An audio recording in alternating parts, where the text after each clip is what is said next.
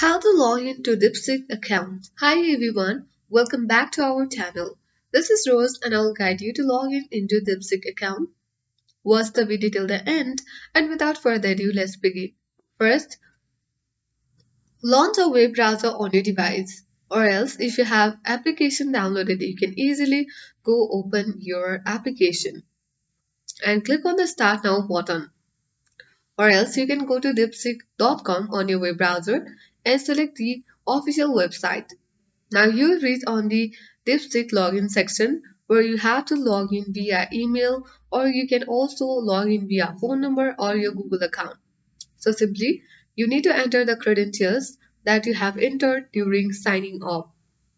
So let's enter our address and the password and then check mark the box that says I confirm that I have read the consent and agree to Deepseek's terms of use and privacy policy and click on login button. In case you forget the password, click Forget Password link underneath the login button and recover your password. So let's enter the credentials. Now you have successfully logged into your Deepseek account. I hope this guide was helpful. If it was, then do like, share, comment, and don't forget to subscribe.